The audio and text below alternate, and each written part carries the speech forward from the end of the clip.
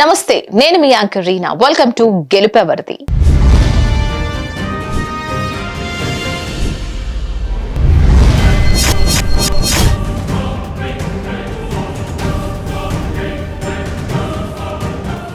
అన్నాదమ్ముల్లో గెలుపెవరిది? బెజవాడ ఎంపీ బరిలో దిగిన అన్నాదమ్ముల్లో గెలుపెవరిది? ఎంత కాదనుకున్నా బెజవాడ రాజకీయాలు ఎప్పుడూ ప్రత్యేకమే. ఈసారి మాత్రం మరింత స్పెషల్. ఎందుకంటే బెజవాడ ఎంపీ సెగ్మెంట్ నుంచి అన్నదమ్ములు పోటీ చేస్తున్నారు. అసలైన పాలిటిక్స్ ఈసారి చూస్తారంటూ నగర వాసులు చర్చించుకుంటున్నారు.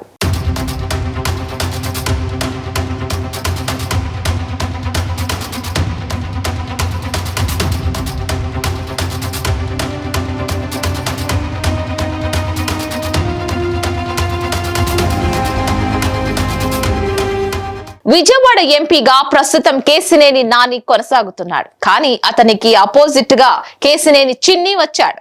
అయితే టీడీపీ మాత్రం ఈసారి కూడా ఎంపీ సీట్ ఎలాగైనా సరే గెలవాలని ఒక సంకల్పంతో పనిచేస్తుంది. గత ఎన్నికల్లో 151 సీట్లు సాధించి కనీవిని ఎరగని ఘన విజయాన్ని సాధించిన వైసీపీ పార్టీ అంతకు మించి విజయాన్ని 2024లో రావాలని ఆశిస్తోంది.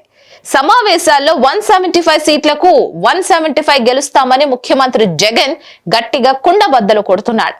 ఎలక్షన్లు దగ్గర పడుతున్న నేపథ్యంలో విజయవాడ లోక్సభ స్థానముపై మాత్రం సీత కన్ను వేసినట్లు కనబడుతోంది. ఆంధ్రప్రదేశ్ రాజధాని అమరావతి అయినప్పటికీ కార్యకలాపాలన్నీ విజయవాడ వేదికగా జరుగుతాయి.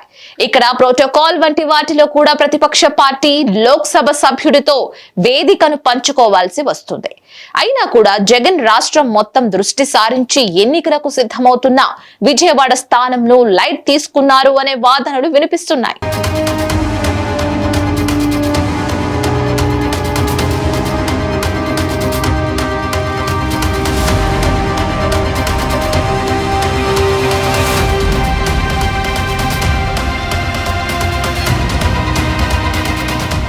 బెజవాడ పార్లమెంట్ స్థానంలో ఈసారి ఆసక్తికరమైన పోరు జరగనుంది.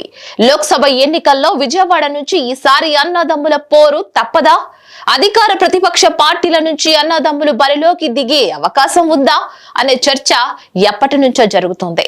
మారిన రాజకీయ పరిణామాలతో టీడీపీకి గుడ్ బై చెప్పిన విజయవాడ ఎంపీ కేశినేని నాని వైసీపీ అధినేత సీఎం వైఎస్ జగన్ సమక్షంలో వైసీపీ తీర్థం పుచ్చుకున్నారు.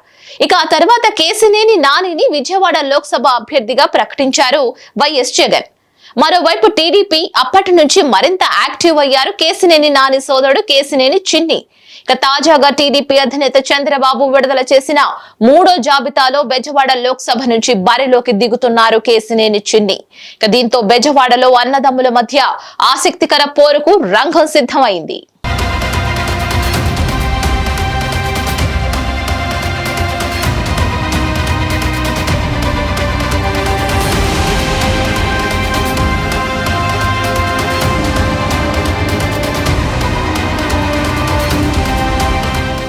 మొత్తంగా బెజవాడ పార్లమెంట్ ఇప్పుడు ఆసక్తికరంగా మారింది. కేశినేని బ్రదర్స్ మధ్య పోటీగా మారింది బెజవాడ పార్లమెంటు సీట్.